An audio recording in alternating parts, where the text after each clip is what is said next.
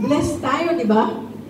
Kanina pa talagang ang banal na Espiritu Santo ay kumikilos na. Naramdaman ba ninyo yun? Yes! Hallelujah! Kaya patuloy tayo magpanalangin. Panginoon, maraming pong salamat sa pagkakataong ito dahil sinamahan mo kami simula na magsimula ang gawain ito. Panginoon, pangunahan mo kami, pagpalain mo kami, O Diyos. At ikaw ang aming Diyos noon, ngayon at pagpakailanman na hindi nagbabago. Panginoon, pangunahan mo kami at ikaw po manatili sa aming kalagitnaan at mag-minister ka po, Panginoon, sa aming mga puso. Ano man, Lord, ang aming mga kakulangan, hayaan mo na sa pamamagitan ng iyong salita at sa iyong kapangyarihan, kami, Panginoon, ay mababago at mananatili sa iyo. Sa pangalan ni Jesus, Amen. Yung ating binasa, mayroon na ba kayong nakikita ng mga ganon? Sa mundong ito, sa ating kapaligiran, sa ating sa panahon na ngayon, mayroon na ba kayong nakikita sa mga pag-uugali ng mga tao, di ba? Pero sabi, sa huling araw daw, in the last days, kaya nga sabi doon, godlessness,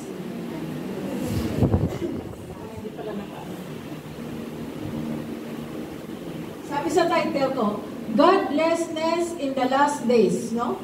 Actually, ano pang ibig sabihin ng godlessness? Walang pananamalata, there's no belief in God and gods. Hindi lang Diyos, kundi yung mga Diyos-Diyosan, walang paniniwala doon, yung godlessness. Sa Tagalog ito yung, kung sa mga hopelessness, ano yung hopelessness sa Tagalog? Kawalan ng pag-asa. Sa godlessness, kawalan ng Diyos. Meron ka ba noon? Kaya mapalad talaga tayo mga kapatid dahil kinilala natin ang Panginoon. Kung sa ating binasa, ay malinaw po doon na kung talagang ikaw ay nasa Panginoon, hindi tayo mababayaan ng Panginoon at kahit saan man tayo pumunta, kasama natin ang Diyos. Amen? Amen. Sabi nga, dumaan ka man sa ilog, hindi ka malulunod.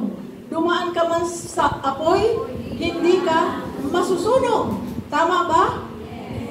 Napatunayan na natin yan. Dumaan tayo sa mga maraming pagsubok. Yun ang bahan na dinaanan natin. Di ba? Hallelujah. Kapit lang talaga. Hindi kapit kay Lord. Kapit kasi baka malaglag ka pa. Kundi talaga, kapit mo si Lord. Amen? Amen. Hallelujah. Okay, so ayan po.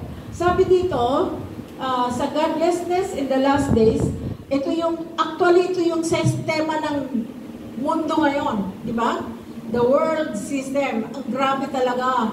Wala nang iniisip ang mundo kundi paano magkapera, paano magnakaw, paano mag-drug trafficking, paano human trafficking. Lahat na, yan ang practice o yung sistema ng Panginoon. Kasi nga, ng mundo. Kasi nga, itong mga taong ito ay, ang iniisip nila ay pansarili lamang, di ba? Lalo na yung COVID, di ba? Yung COVID, sabi dito, sabi ganyan.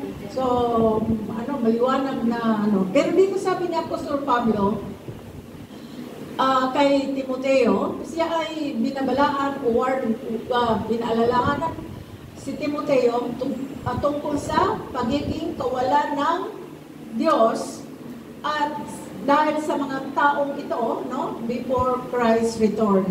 So, alam natin na muling babalik ang ating Panginoon Jesus. Kaya makikita natin ang mga behavior ng mga taong walang Diyos. Tama ba? Papatayin ka niyan kahit na hindi ka kilala ka. Kasi wala nga silang Diyos eh. Puspo sila ng masamang espiritu. Poses sila ng mundong ito, ng gawain, ng kaaway. So, sabi diyan, nabawasan na natin yan, sabi ni Timoteo, si Timoteo napaka-obedient kay Apostol Pablo. Diba? Sabi niya dito, sabi ni obedient Timothy, naging obedient siya, Sumunod siya sa katuruan ni Apostol Pablo. Sabi nga doon, ngunit sinunod mo ang aking aral, ugali, akala, pananampalataya, pagpapahinuhong, pag-ibig, pagtitiis, mga pag-uusig, mga pagbabata, anumang mga bagay ang nangyari sa akin sa Antioquia, sa Iconio, sa Listra, anumang pag-uusig, ko at sa lahat ay iniligtas ako ng Panginoon. So, imagine mo, no, si Apostol Pablo dumanas ng pagtitiis, dumanas ng mga persecution doon sa lugar ng Antioquia, sa Iconio, sa Listra. Dumanas siya ng mga pagsubok dahil sa pangangaral ng salita ng Diyos. Pero hindi siya nawala ng pag-asa. Nanatili siyang manampalataya sa Diyos, tumawag sa Diyos, panalangin sa Diyos. Amen? Para siya ay huwag siyang pabayaan ng Panginoon. Pero nandoon ang pagliligtas ng Panginoon sa kanya. Naranasan na ba natin ito na sa panahon ng mga pagsubok, may dumarating ng mga pagsubok, sakit, at kung ano-ano pa, naranasan mo na ba na andoon ang kamay ng Diyos? Okay, amen. Hallelujah. Sa verse 12, lahat ng ibig mabuhay na may kabanalan kay Kristo Jesus ay mga babata ng pag-uusig. Hindi po tayo libre, hindi tayo exempted doon sa mga persecution. Hindi tayo exempted. Kasi yan ay bahagi ng ating testing ng ating Lord, ng ating Panginoon. Amen? Amen. Kung talagang si Lord ay nasa puso mo, talagang si Lord siya ang buhay mo, talagang dumarating yung sinusubukan tayo ng Panginoon. Kaya, isipin mo na lang na lahat ng mga nangyayari sa buhay natin, ito ay pagsubok ng Diyos. Amen? Kasi hindi naman tayo pababayaan ng Panginoon. Nakikita niya ang ating pananampalataya. Katulad ni Timothy, okay? Datapwat ang masasamang tao at mga mandaraya ay lalong sasama ng sasama at mga dadaya sila rin ang mga dadaya. Ito yung mga uri ng tao na hope, godlessness, kawalan na ng Diyos. Wala na silang kinikilalang Diyos. Kahit na yung mga Diyos-Diyosan, hindi na kinikilala yun. Dahil sila na mismo ang sasabi, ako ang Diyos. Ako ang dapat masunod. Kasi nga, godlessness na sila. O kawalan ng Diyos. So ito yung mga tao. Lalo silang magpapakasama. Lalo silang magdadaya. Lalo silang magdaraya, sasama. At sila rin yung sarili mismo nila. Hindi na, siyempre, pag wala sa'yo katotohanan, ang tawag sa'yo, di ba, mandaraya? Amen ba? Okay. Then verse 14, datapwat manatili ka sa mga bagay na ito, sabi ni Apostol Pablo kay Timoteo, dapat manatili ka sa mga bagay na iyong ipinangangaral at sa pinagkakaroon mo ng katunayan, yamang nalalaman mo kung kanino mo natututunan. Kanino ba natututunan ni Timothy? Siyempre kay Apostol Pablo. Amen. Sa panahon ngayon, sino ba nagtuturo sa atin ng salita ng Diyos? Siyempre yung ating pastor. Amen ba? Kaya lagi natin pahalagahan yung mga itinuturo sa atin ng ating mga pastor. Dapat pahalagahan natin kung ang ating mga pastor dahil sila yung kinakausap ng Panginoon para i-guide tayo sa mabuti kasama ang Panginoon. Amen? Sila yung nananalangin sa atin. Alam mo, bunga ako ng panalangin ng maraming mga pastors. Kasi pasaway ako. Pasaway ako noon. Sino bang hindi dito pasaway? Taas nga ang kamay. Lahat tayo pasaway, di ba? Kaya maraming nananalangin sa atin. Kaya ka nandito dahil maraming nananalangin sa atin. Amen. Bunga tayo ng pananalangin. Bunga si Timothy ng pagtuturo at pananalangin pagtsatsaga ni Apostol Pablo. Bunga tayo. Tayo ng pag-aaral ng salita ng Diyos sa pamumuno ng ating pastor. Amen? Amen. Kaya kailangan bigyan natin kahalagahan ang mga salita ng Diyos. Okay. So ito yun, dapat manatili ka sa bagay na iyong pinangaralan at pinagkaroonan mo ng katunayan, yamang nalalaman mo kung kanino ka nangatutuphan. Amen. Sino nga dito yung mga baguhan pa lang? Taas na po mga kamay. Yung mga ilang araw pa, ilang buwan. Alam niyo, mapalad kayo kasi natutunan ninyo agad ang salita ng Diyos. Amen ba? At saka, isa pa, mapalad kayo kasi may pastor kayo. Hindi yung pastor-pastoran lang. Marami kasing pastor na mga kuwan na pastor. Diba? Meron akong kaibigan na pastor na hindi ako pastor sa mga mahihirap. Ako ay pastor ng mga mayayaman. Kaya doon siya sa mga subdivision na nagpupunta. Imagine, anong klaseng lingkod ng Panginoon na mipili pa. Samantalang ang Panginoon Jesus namatay sa doon sa Kalbaryo para sa ating lahat. Amen? Tapos sasabihin mo, ayoko, hindi ako pastor ng mga mahirap. Ako ay pastor ng mga mayayaman. Diyos ko po, parang dapat kung kilala kong pastor na ito, ewan ko kung nandiyan pa rin siya, pastor pa rin siya, baka inalis na siya ni Lord. Okay, kasi iba yung kanyang paniniwala.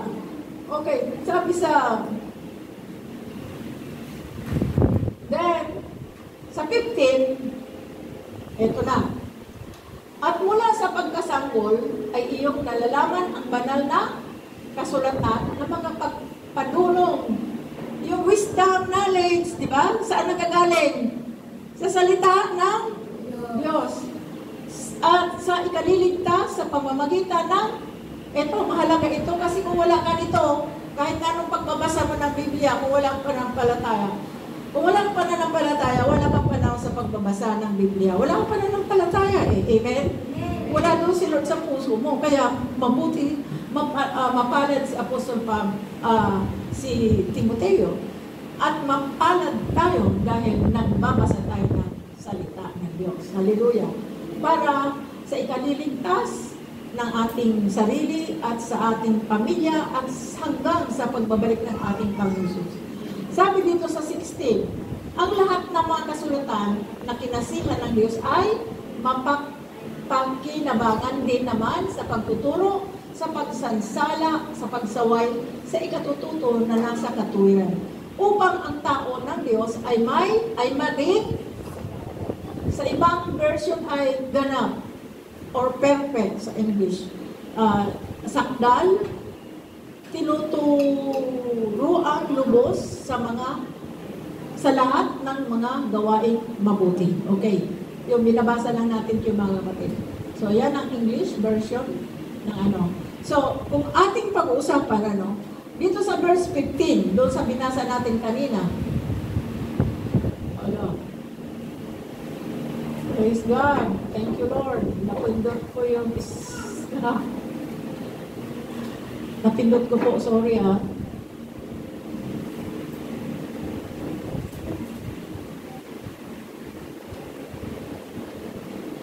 Ayan, sige. Okay. Palakihin mo na lang. So, punta tayo, magpatuloy tayo. Ayan, English version ng okay. So, dito sa verse 15, mga kapatid, tandaan natin, kung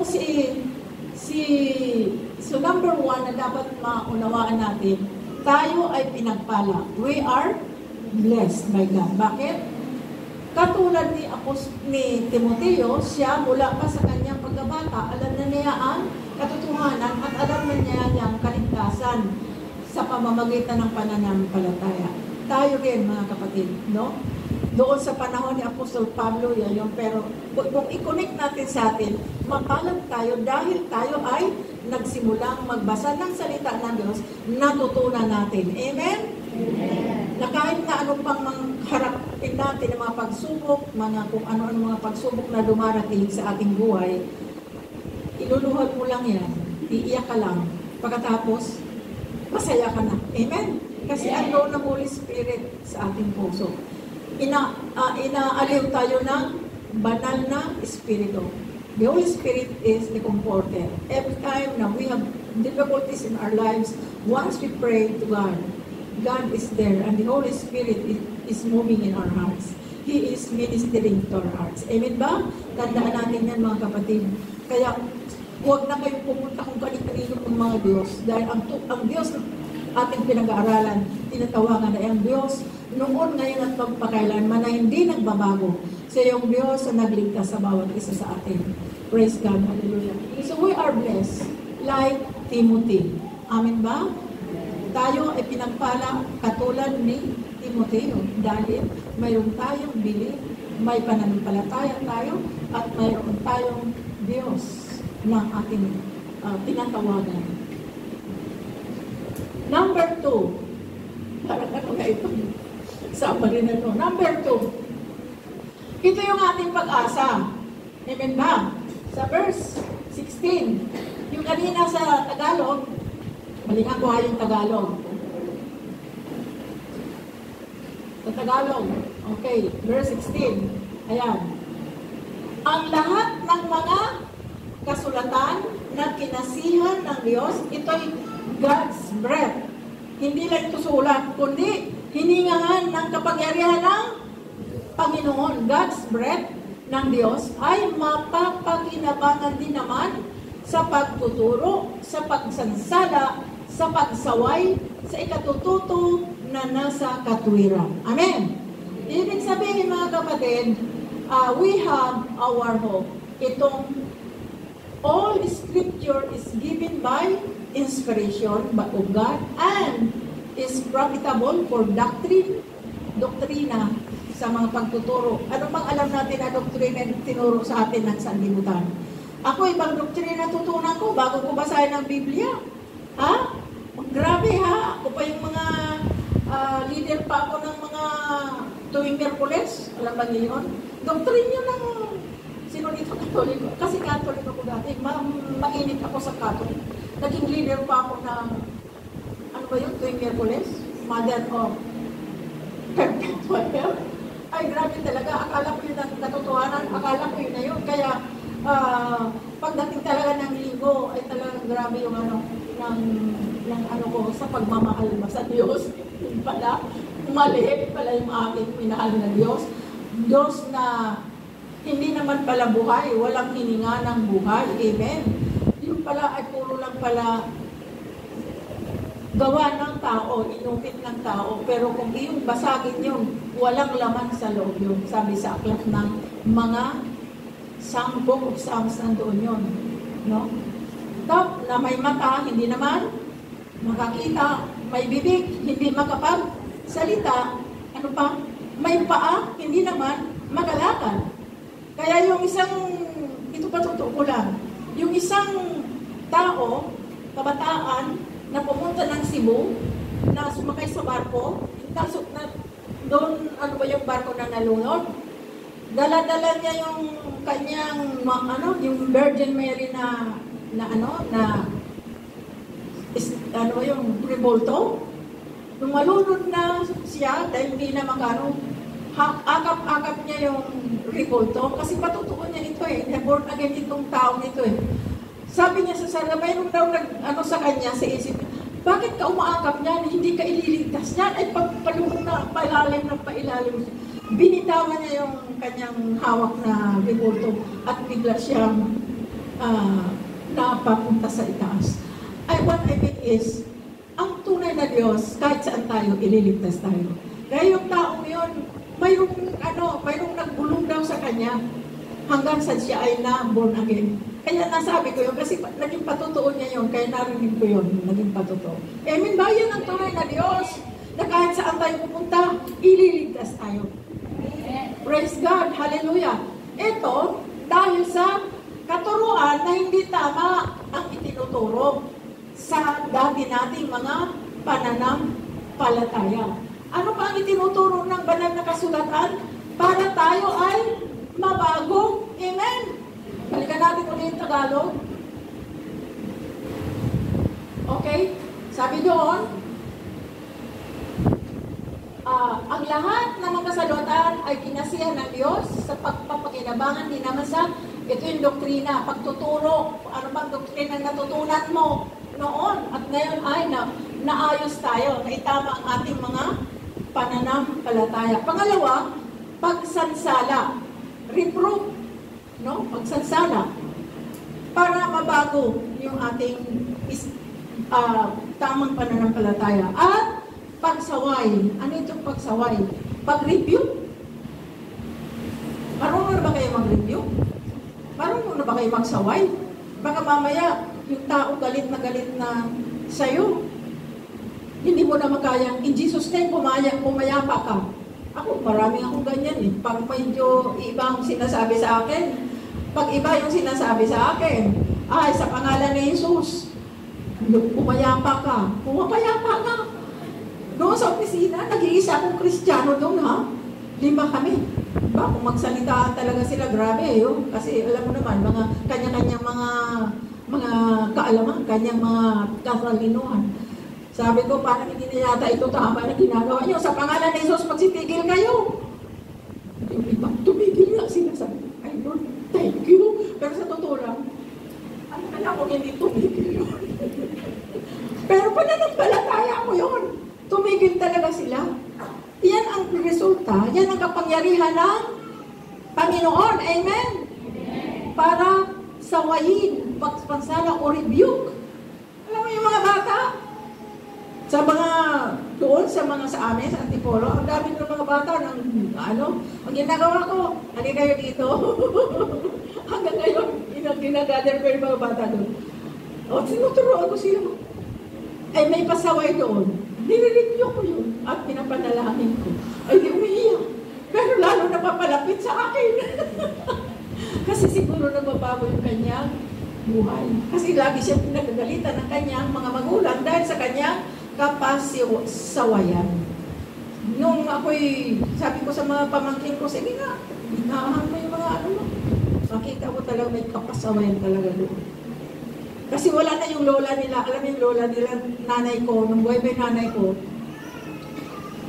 nagdadala na upuan doon sa gilid ng kalsada. Kasi magkakaharap-harap na yung mga bahay. Lola, ito naman nanay ko, ang mga binibigay namin na mga barya, mga pera, ginagawang barya. O eto, yan, nabibigay yung lola. Kaya lapitan ng mga bata yung aking nanay. Pero wala na yun.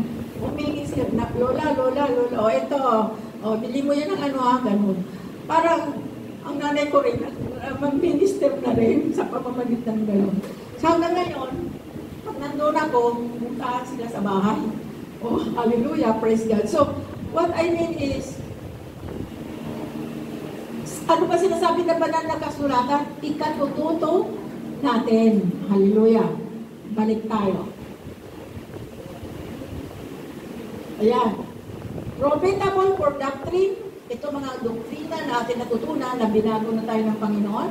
Hindi na kung ano-ano mga binabasa natin, kundi ang Biblia na. Amen? At yung mga pag-rebuke sa atin for correction.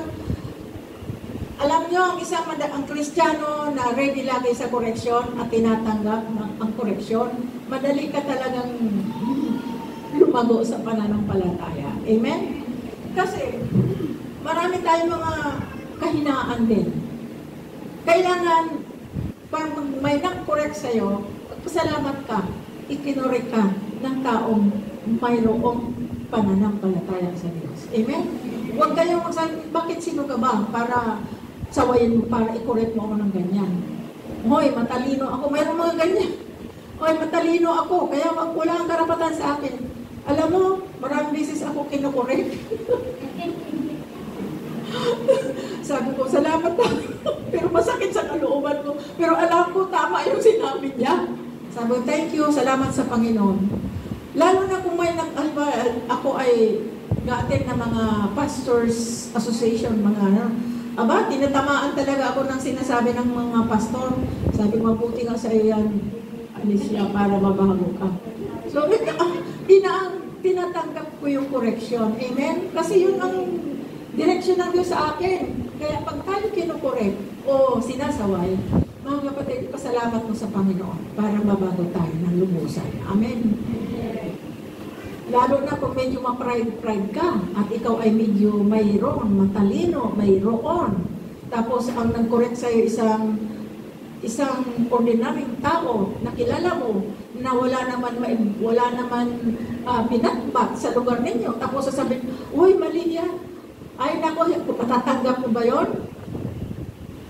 Hindi mo matanggap, pero kailangan tanggapin natin para tayo lubusan na maging ganap sa harapan ng Diyos.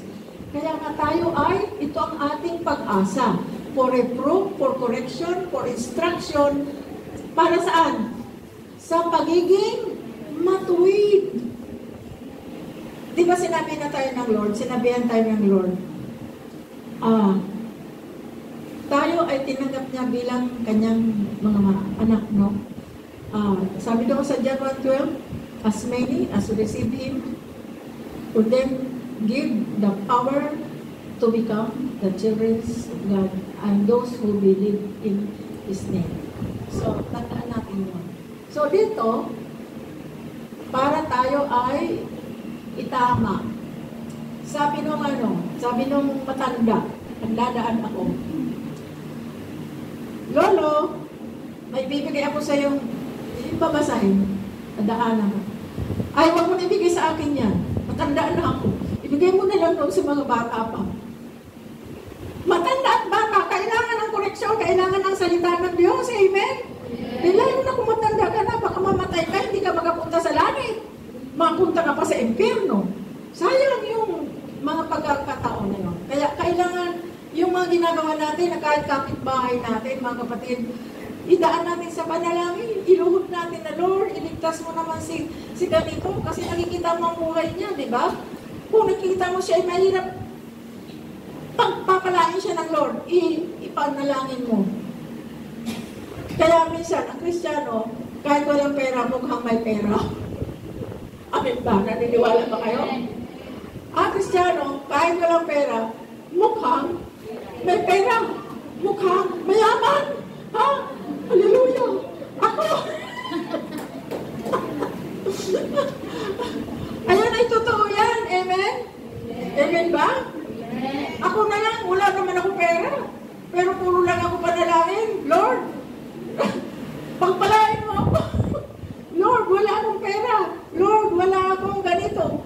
Nagpo-provide si Lord. And kaninang umaga may kausap ako. Ma'am, pahiram naman ng pera dyan. Ay, paayos ko yung aking cellphone.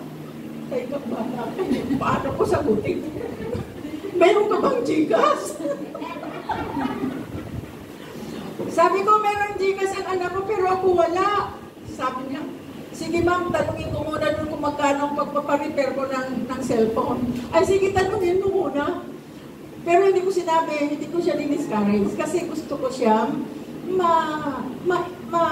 ma-bless na katulad natin. Alam niyo, attitude natin na kahit na wala tayong pera, nakakapagbigay na tayo sa kapwa. Amen ba? Bless na bless yung tao. Ang higit sa lahat, ang nanunwalhati ang Panginoon. Sabi sa akin, kasi na-sharing kami kanina. Ang hirap pala pag walang pera, sabi niya, no? Sa akin, ako ang sabi. Pero hindi naman nagpapabaya ang Panginoon. Sabi niya. Pero alam mo ba, ma'am, ang iyong ginagawa, tuwa ang Panginoon, napibless ang Lord sa ginagawa. Ganon din ikaw, di ba? Sabi ko, ganyan. Kaya siya malapit sa akin kasi pareho lang kami ng ganon, pareho lang. Kaya madaling niya ako malapitan. Kaya, purihin ang Panginoon. Alam ko, may tugon ang Panginoon. Hindi ko siya di-discourage kasi alam ko ang Diyos meron. Amen?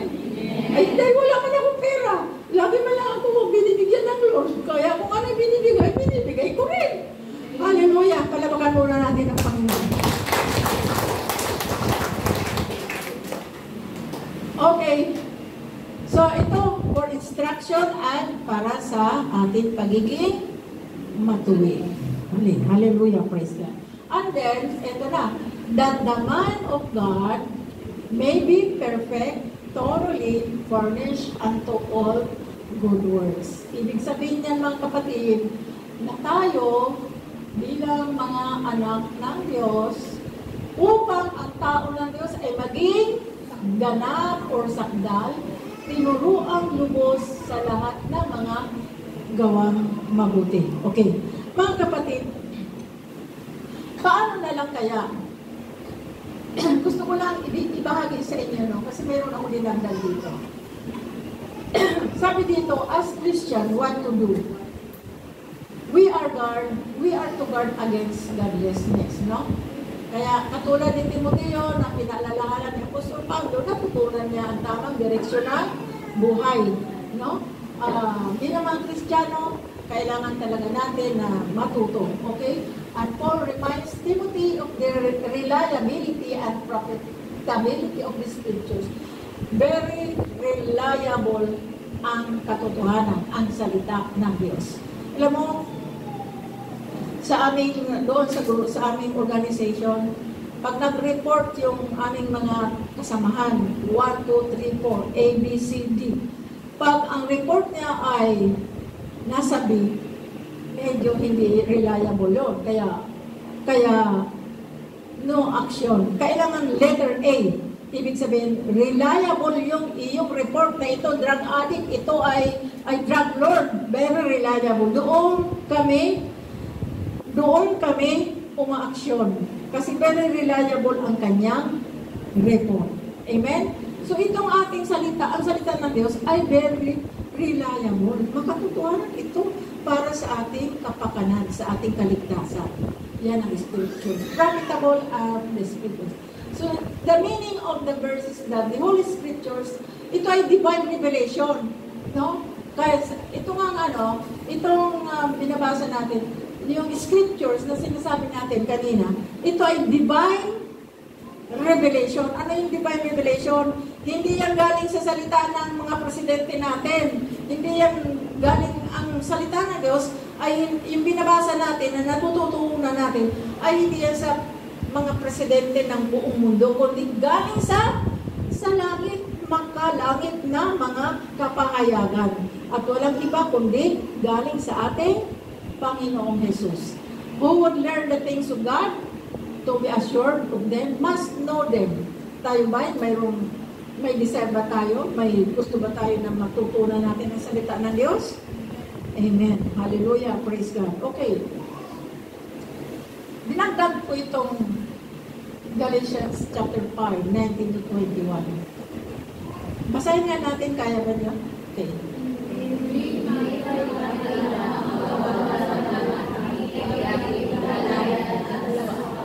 Pagsamba sa Diyos-Diyosan, pagkukulang sa kapukot, pagkaaway-away, pagsiselos, pagkakalarin at kasisiman, pagkakampi-kampi at pagkakabahan sa hati, pagkainggi, pagkatay, paglalasing, walang malas na pagkasaya at iba ang katulad nito.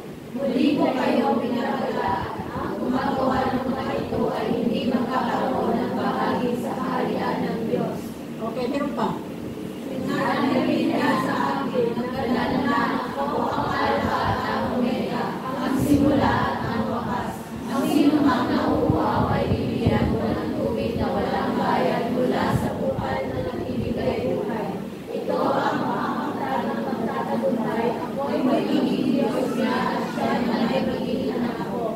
Subalit para naman sa pagtuwag ng mga kasi, mga gumagawa ng mga kabutang ng pagkakamay, mga mamanilao, mga nakikiapi, mga makukulang, mga sumasamba sa Diyos-Diyosan, at sa lahat ng mga sinungaling, ang magiging bahagi nila ay sa lahat na binigyan ng apoy at susay. Ito ang pangalawang kamatayan. Nabasa niyo? Huwag mong sabihin na wala ka niyan. Huwag mong sabihin, wala ako dyan, may ako kasama dyan. Sabi ng Bible, kung sinabi mo wala kasalanan, sa 1 John 1:7, kung sinabi mo wala kasalanan, sinungaling. So huwag mong sabihin na wala tayo nito. Ako mayroon dyan, pero binago ng Diyos ako. Amen? Hindi ko alam kung ano mga mayroon dyan sa'yo na nandyan, pero ako, tinatanggap ko yan kasi binago na ako ng Panginoon at yun ang ipinagmamalaki ko sa Diyos na, Lord, salamat, binago mo ako. Amen? Amen. Grabe talaga yung mga, alam ng Panginoon, anong kalalagayan ng taong walang pananampalataya sa Diyos, na mali ang doktrina. Amen ba? Amen. Huwag mong sisihin sarili mo. Dahil, ito ang nagbibigay sa atin ng kapangyarihan ng mga ito. Okay, basa. Sino ang may control? Ang lalaro ang iyong ama at ang gusto niyang gawin ay kung ano ang gusto niya. Sa simula pa lang ay mamatay tao na siya. Hindi siya umalis sa katotohanan ng kailanman sapagkat walang puwang sa kanya ang katotohanan. Kapag nagsasalita siya ng kasinungalingan, nagsasalita siya ayon sa kanyang kalikasan sapagkat siya ay sinungaling at siya ang ama ng kasinungalingan. O sino dati kumukontrol sa atin? Huwag mo sabihin na makadiyos ka. Tapos gumagawa tayo ng gano'n mga binasa natin. Nakasama ko doon sa gumagawa ng mga gano'n na ayaw ng Diyos. Sino dito magsabi na wala akong kasalanan? Taas ang mga kamay. So talagang dumanas tayo na ganito. Amen ba? Dumanas talaga tayo, mga kapatid. Papalat ka dahil nakilala mo si Kristo. At kung ikaw ay hanggang ngayon, mayroon ka pa rin kamang kahinaan yan eh. Kung mayroon hanggang ngayon, mayroon ka pa rin kahinaan, nakasama ka pa dyan, huwag ka mag-alala. Magpatuloy ka lang sa pagbabasa ng Biblia. Amen? Magpatuloy kang basahin ng salita ng Diyos. Sabihin mo, Lord, patawarin mo ako. Alisin mo na sa akin yung abisyo na ito sa buhay ko. Kaya ni Lord tanggalin yan. Ibigay mo lang ang buhay mo sa Kanya. Amen? Amen. At yan na nangyari sa akin. Ibinay ko na buong buhay ko. At hindi ko sinasabi na magic yung paglapit ko kay Lord na binago agad. Magic. Hindi. Unti-unting binabago ng Diyos ang aking buhay. Hallelujah! Praise God! Palapakan natin si Lord. Kaya huwag ka mag-alala. Kung ikaw man ay nasasaktan, huwag kang masaktan. Kasi talagang mayroon yan ang tao. Di ko lang alam kung ilan dyan, sa alin dyan ang mayroon sa'yo. Di ba? At tandaan mo, hindi na si Satanas ang ating Ama.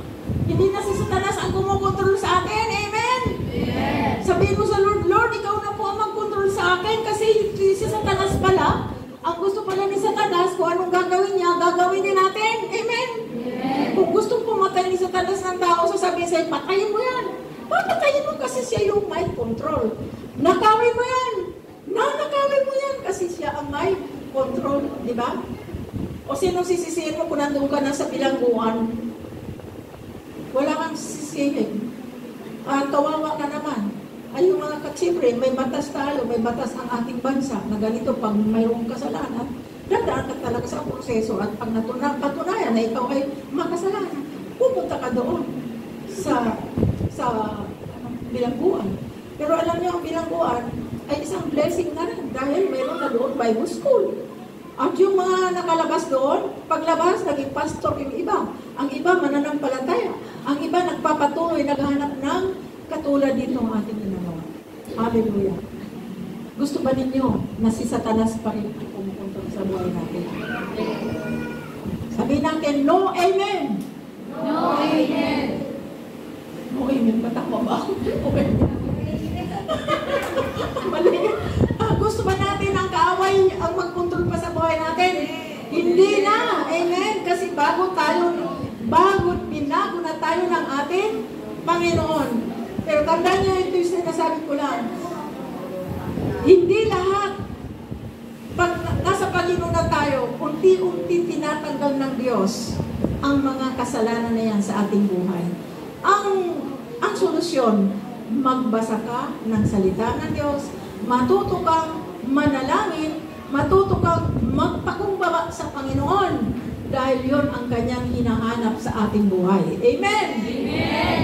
Praise God! Hallelujah! So, mga kapatid na eskwela, natandaan ninyo, ang kumukontrol sa ating buhay, walang iba kundi si Satanas noong hindi mo pa kilala si Lord. Kahit na ikaw pa ay maraming mga doktrina natutunan, kahit ano pa mga reliyon ang iyong pinupuntahan, at walang nabago sa buhay mo, si Satanas pa rin ang kumukontrol sa iyo.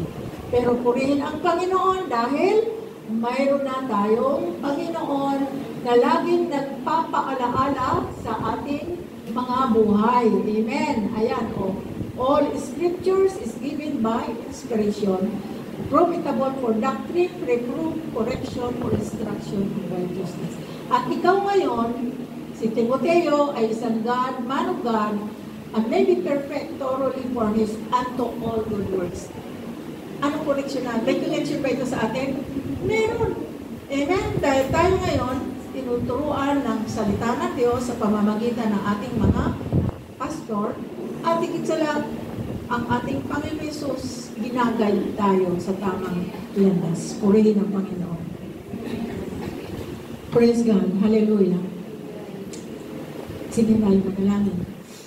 Panginoon, marami pong salamat. Naway magkaroon ito ng epekto sa bawat isa. At naway, Panginoon, maalaala namin, Lord, na yung mga naging karanasan namin noon ay pinako mo na ngayon.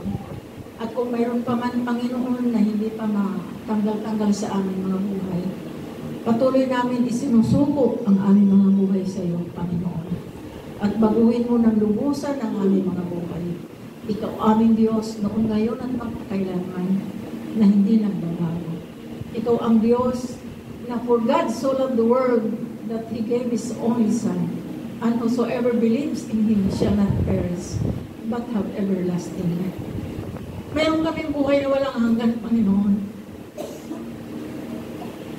Kasi pinadala mo si Jesus, Lord, at tinanggap namin siya bilang aming Diyos at tagapagligtas. Kaya na doon ang aming pananampalataya at patuloy na sumasampalataya, tumatawag sa iyo. Dahil alam namin, Lord, na may pangako ka na kung kami tumugon sa iyong mga pangako, kami iyong ililigtas at kami magkakaroon ng buhay na walang hanggan. Salamat, Panginoon, sa banal na Espiritu Santo. Nagbibigay sa amin lagi ng paalaala. Dinidirect kami sa tamang landas. At sinasaway kami, Panginoon, sa mga bagay na hindi mo gusto.